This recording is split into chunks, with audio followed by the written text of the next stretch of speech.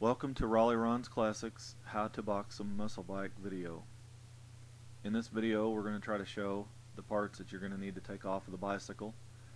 We're going to show you how to put the pipe foam all around the frame to protect the paint, show you placement of the parts in the box and the box sizing.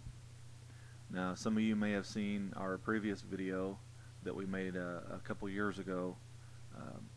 There was no instruction with it, no narration, no anything like that. Just gave you the basics. So this is just going to take it up a notch. Now, in nearly every case, you're going to need to remove the handlebars, and in most cases, it's best to try to completely dismantle. Take the gooseneck, the levers, all that stuff off.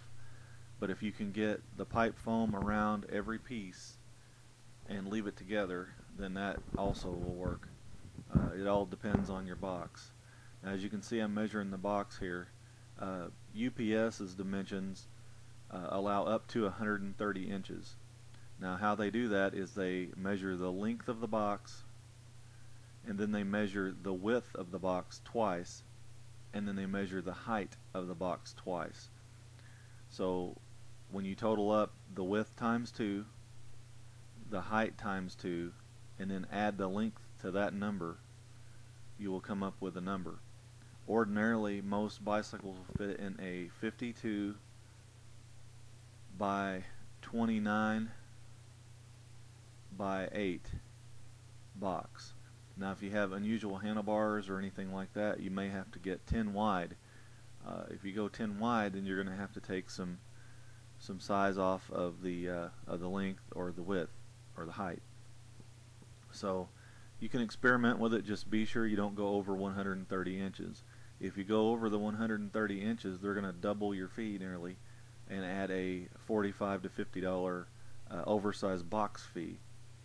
So this is very important because it's going to make a bicycle that you might have been able to ship for under $50 into a bike that's going to cost you $100 plus.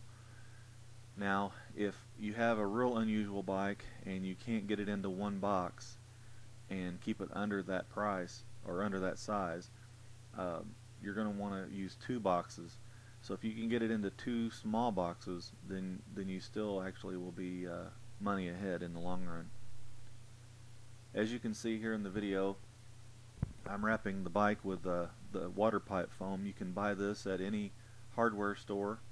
I think this here is for maybe 1-inch pipe.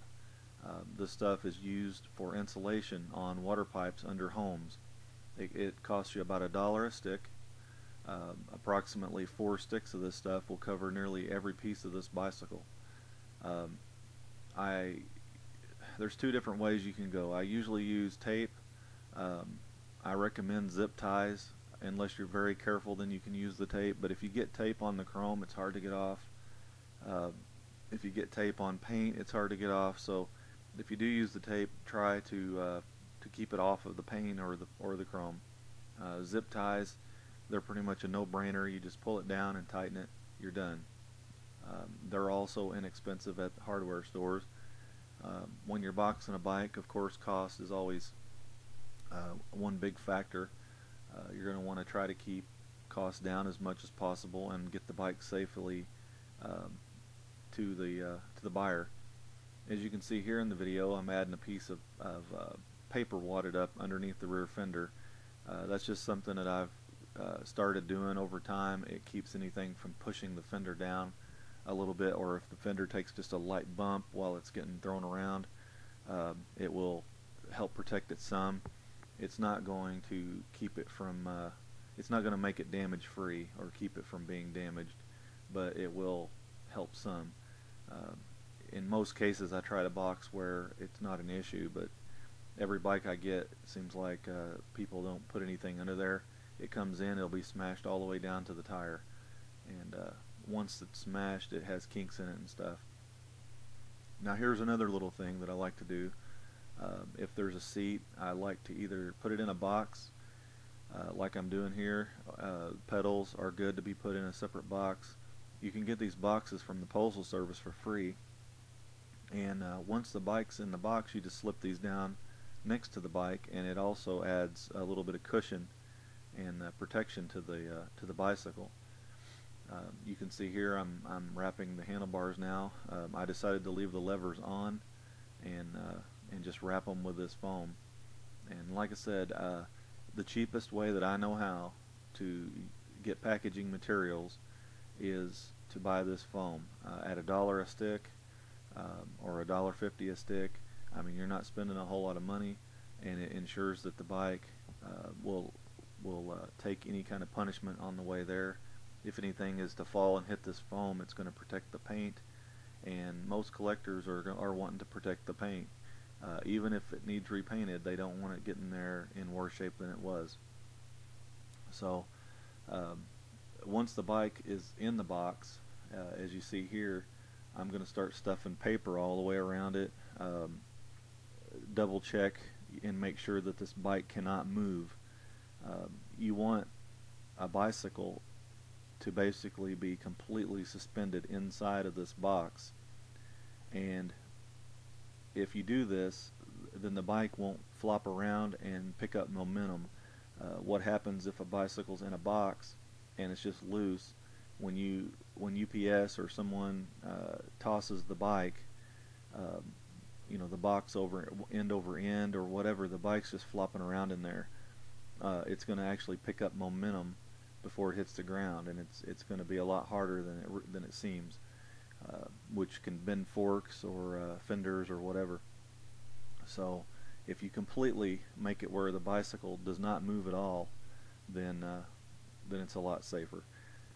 As you can see here, I took a shoe box and put it in front of the head tube all the way down to the end of the box, and that also is going to keep the bike from slopping back and forth also.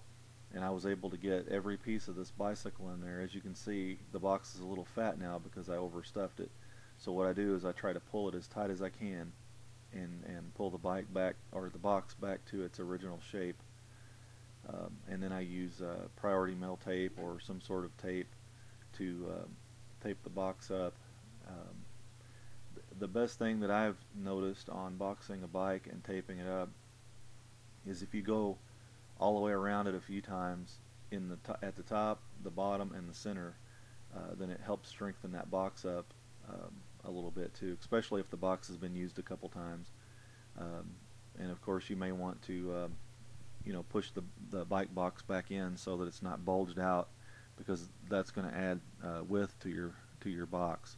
I believe this box came up to 51 by 28 by 10.